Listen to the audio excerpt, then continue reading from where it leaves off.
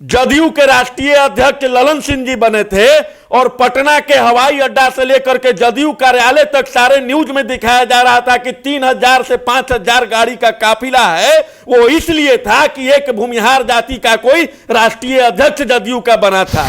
और जो नेता हैं उनको बर्खास्त करें, अन्यथा ब्रह्मर्षि समाज उनको बख्शेगा नहीं और उनके साथ साथ एनडीए को भी बख्शेगा नहीं। एनडीए के द्वारा, एनडीए में जितनी भी बिहार में प्रमुख पार्टियां हैं उनके नेताओं के द्वारा दिखाया जा रहा है कि आप एक खास जाति को बेइज्जत करिए।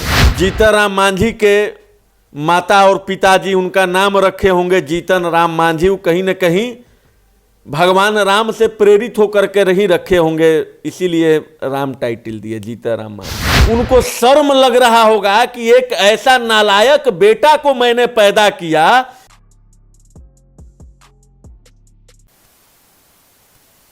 नमस्कार, आप देख रहे हैं भारत लाइव। मैं हूं आपके साथ कंचन। यूं तो बिहार की राजनीति में मुद्दे बहुत थे, जिसमें कि आप साफ तौर पे देख सकते थे कि किस तरह से सीएम नीतीश कुमार का हर वो दांव पेच फेल होते दिख रहा था, जिसमें सीएम नीतीश कुमार मान रहे थे कि उनकी सत्ता बहुत मजबूत है और वो फेल होती दिख रही थी। उसके बाद एनडीए की टूट साफ दिख रही थी, जिसके बाद जो जीतन राम मांझी है, बिहार के पूर्व जीतन राम मांझी है, उसका एक विवादित बयान जो कल ही आया है, जिसमें उन्होंने साफ तौर पे जो ब्राह्मण समाज है उनको उन्होंने गाली दे दी है, जिसके बाद बिहार की राजनीति में भूचाल सा आ गया है। जितने भी एनडीए दल के नेता हैं उनका भी मानना है कि मांझी ने गलत किया है, जिसके बाद विपक्षियों का भी मानना है कि मांझी को ऐसा बयान नहीं देना चाहिए। और आपने साफ तौर पे देखा कि कांग्रेस पार्टी के भी जितने भी नेता हैं, चाहे वो प्रेमचंद्र मिश्रा ही हैं, उन्होंने साफ तौर पे कहा है कि जीतन राम मांझी जब तक माफी नहीं मांगते हैं और माफी भी उस तरह की ना ही हो कि जिसमें वो साफ तौर पे कहें कि हमें माफ कर दीजिए, माफी ऐसी होनी चाहिए कि जिसमें जेडीयू और बीजेपी मिलकर उन पे कार्रवाई करे।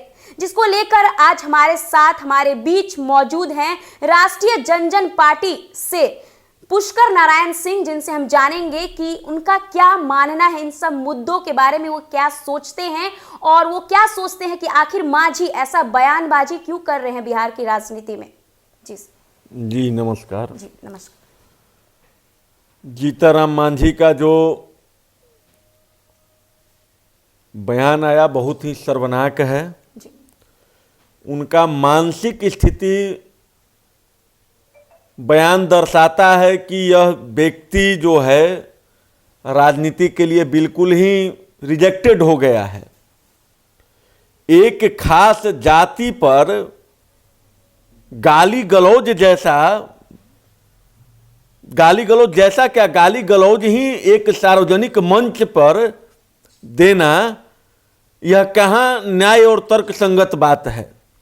जिस दिन जीतन राम मांझी के माता और पिताजी उनका नाम रखे होंगे जीतन राम मांझी, कहीं ना कहीं भगवान राम से प्रेरित होकर के नहीं रखे होंगे, इसीलिए राम टाइटल दिए जीतन राम मांझी। तो आज वो स्वर्ग में या नर्क में कहीं भी होंगे, उनको शर्म लग रहा होगा कि एक ऐसा नालायक बेटा को मैंने पैदा किया जो सनातन धर्म में जन्म लेकर के और एक ऐसी जाति को गाली देने का काम किया जिसको सारे लोग, यहां तक कि मैं मानव की बात नहीं करता, ब्राह्मण जाति इतना ताकतवर जाति है कि ब्रह्मा विष्णु महेश के दरबार में भी अगर ब्राह्मण जाति अनायास रूप से चले जाते थे तो ब्रह्मा विष्णु महेश अपना जो है बैठने वाले आसन छोड़ करके खड़ा होकर के प्रणाम करके उनका अभिवादन करते थे। ऐसी जाति पर ऐसा अमर्यादित टिप्पणी करना, उनका मानसिक स्थिति खराब हो गया है। और यह जो टिप्पणी है, हमको तो लगता है कि कहीं ना कहीं एनडीए के द्वारा, एनडीए में जितनी भी बिहार में प्रमुख पार्टियां हैं उनके नेताओं के द्वारा दिखाया जा रहा है कि आप एक खास जाति को बेइज्जत करिए। अब हम यह भी प्रश्न चिन्ह भारत लाइव के माध्यम से उठाना चाहते हैं, इनके तमाम दर्शकों के माध्यम से मैं बताना चाहता हूं भारत लाइव को कि अगर ठीक है, अगर सामान्य जाति अगर उनको उनके जाति का नाम लेकर के गाली दे दे तो तुरंत एक्ट लग जाता है, हरिजन एक्ट लग जाता है, संविधान में वर्णित है, इसके कारण लग जाता है। हजारों लाखों लोग देश में जेल काट रहे हैं, लेकिन वही उन्होंने ब्राह्मण पर टिप्पणी किया तो उनके लिए कोई एक्ट नहीं, उनके लिए कोई कानून नहीं, सार्वजनिक मंच पर बेइज्जत करने का, पूरे जाति को बेइज्जत करने का काम किया है। तो कहीं ना कहीं यह प्रायोजित है, पूरे एनडीए का प्रायोजित है कि जीतनराम मांझी जी से बयान उनको दिवाया गया है। चूंकि अगर प्रायोजित नहीं रहता तो बयान दिए हुए 24 घंटा से ऊपर हो गया। बिहार के मुख्यमंत्री कौन से गहरी निद्रा में हैं, कौन से कहां पर हैं, कुछ पता ही नहीं चल रहा है कि वो हैं कहां पर। वो त्वरित कार्रवाई करें,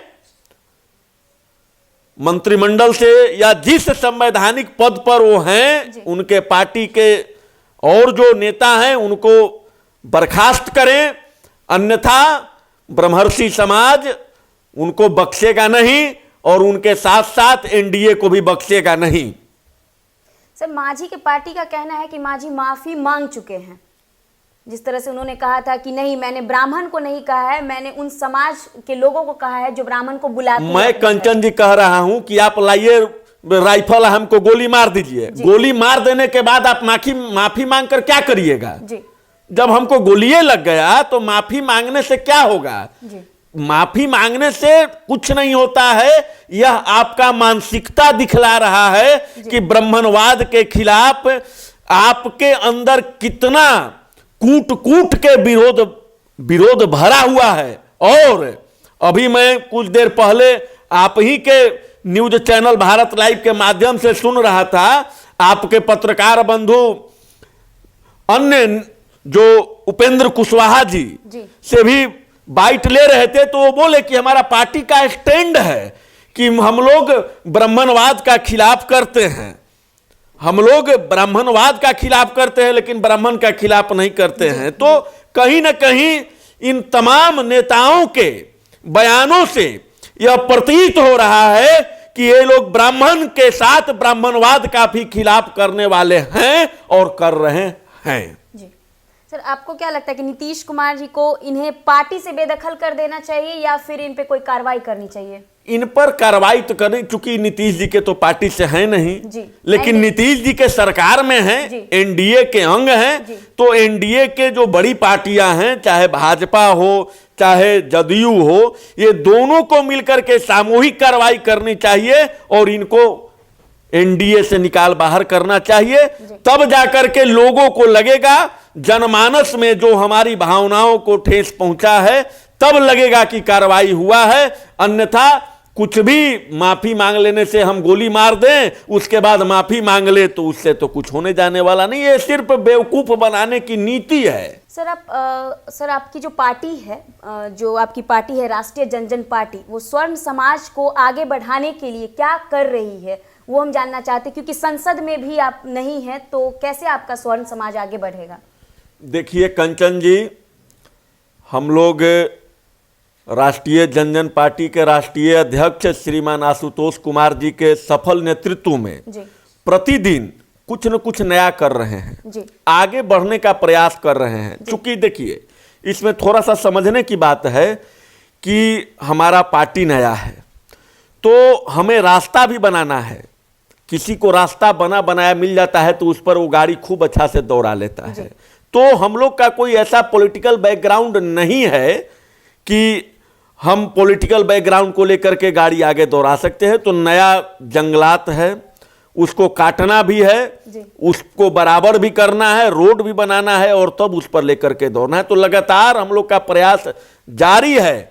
कल भी हम लोग का कार्यक्रम था फुलवारी शरीफ के मौर्य विहार कॉलोनी में, जहां पर आशुतोष कुमार जी के अध्यक्षता में कम से कम 400 से 500 नवयुवक और बुजुर्ग दोनों लोग पार्टी का सदस्यता ग्रहण किया और लगातार आप देखिए क्यों जुड़े हम लोगों से। ये अभी आपका क्वेश्चन कंचन जी जायज है कि क्यों जुड़े हम लोगों से, तो इस पर मैं कल का एक घटना का जिक्र करना चाहता हूं कि बिहार राज्य के सहरसा जिले में पप्पू देव जी का जो हत्या हुआ, अभी तक वहां पर जाने वाले कितने सामान्य जाति के नेता हैं।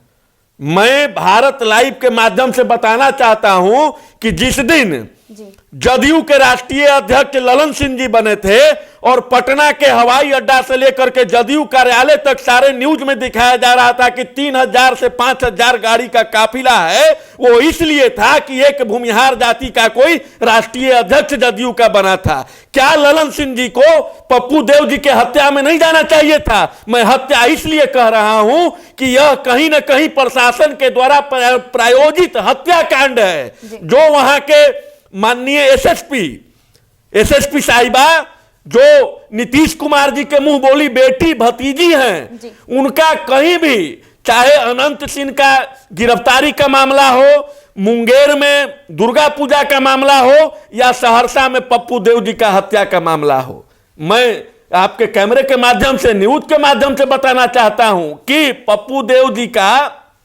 जिस तरीके से आप सारा वीडियो चल रहा है उसमें देख सकते हैं, वो बोली है कि हार्ट अटैक से मौत हो गया है, तो हाँ कि पुलिस कार्रवाई से नहीं मौत हुई है, हार्ट अटैक से मौत हुआ है।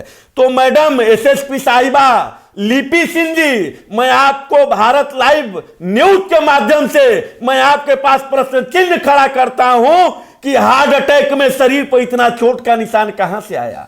हार्ट अटैक में उनके पैर और हाथ के नाखून कहां से कबारे गए? हार्ट अटैक में उनका पैर और हाथ कैसे तोड़ा गया? हार्ट अटैक में उनके माथे पर इतना गंभीर चोट कहां से आया? और आप दिन के 11 से 12 बजे बयान देती हैं कि उनका मृत्यु हार्ट अटैक से हुआ है और उनका पोस्टमार्टम शाम में हुआ है। तब आपका यह दोनों बयान कहीं ना कहीं से तो कोई मेल ही नहीं खा रहा है। तो कहीं ना कहीं से सरकार के द्वारा या तो फिजिकल रूप से या तो मेंटल रूप से कहीं पर जीतनराम मांझी जी जैसे लोगों से बयान दिया जाता है कि ब्राह्मण को गाली दीजिए, और कहीं ना कहीं एसएसपी लिपि सिंह जैसे जो प्रशासनिक पदाधिकारी हैं उनके द्वारा वहां पर गिरफ्तार, किस मामला में गिरफ्तारी हुई?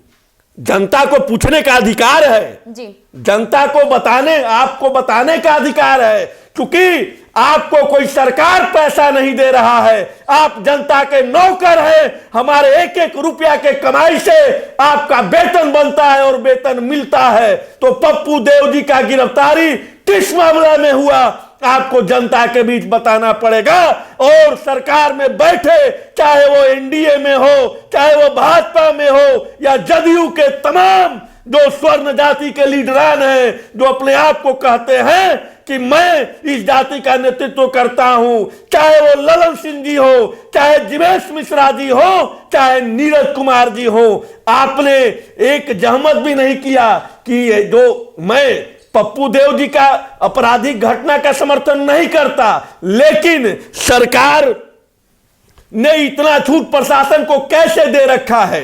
एक आतंकवादी भी पकड़ा जाता है तो उसके साथ इस तरीके का व्यवहार नहीं किया जाता है। तो कहीं ना कहीं एनडीए के सरकार में एक खास जाति वर्ग को टारगेट किया जा रहा है। जहां पर सहरसा में कोई भी लीडरान नहीं गए, वहां पर हमारे पार्टी के राष्ट्रीय अध्यक्ष आदरणीय आशुतोष कुमार जी गए, सारे मामला का जानकारी लिए, और जरूरी पड़ेगा तो हम लोग बिहार व्यापी आंदोलन भी करने के लिए कटिबद्ध हैं। इससे जनता जुड़ेगी, हमारे कार्यों से जनता जुड़ेगी। कोई किसी का चेहरा देख करके थोड़े जनता जुड़ता है। हम लड़ेंगे, आगे बढ़ेंगे, कामयाबी भी हमको मिलेगा। आपने देखा कि राष्ट्रीय जनजन पार्टी से जो पुष्कर नारायण सिंह थे, उनके साथ हमने कुछ मुद्दों पे बातें की, चर्चाएं की, और इनका जो मानना है ये अपने बयानों में साफ तौर पे कह रहे हैं। इनका जो मानना है, अपना व्यक्तिगत मानना जो है इनका, ये मानते हैं कि जो जीतनराम मांझी हैं उनसे ये कहलवाया गया है कि जो ब्राह्मण को उन्होंने गालियां दी है वो एनडीए का अपना राजनीतिक दांव पेच है। और इन्होंने ये भी कहा है कि जो पप्पू देव हैं उनकी हत्या हुई हुई है, उन्हें कोई हार्ट अटैक नहीं आया है, क्योंकि अभी उन पे कोई केस नहीं था, जिसके बाद भी पुलिस रात में 1 बजे जाके उन्हें अपने हिरासत में पुलिस ने ले लिया, जो अपने आप में ही एक बड़ा सवाल है। बहरहाल खबरों में बने रहने के लिए देखते रहें भारत लाइव। धन्यवाद। अगर ये वीडियो पसंद आई और वह बिहार के राजनीति और बिहारियत से सरोकार रखेनी तो सब्सक्राइब बटन दबा के चैनल के सब्सक्राइब कर ली। ओजे एगो घंटी बा, ओकरा बटन दबा देला से कुल सटीक और मारक खबर रुआ मुफ्त में मिल जाई। अगर रुआ पत्रकारिता के हमनी के नया प्रयोग में सहयोग कर चाहतानी तो ज्वाइन बटन दबा दी। पेटीएम नंबर नोट कर ली 9386816700। धन्यवाद।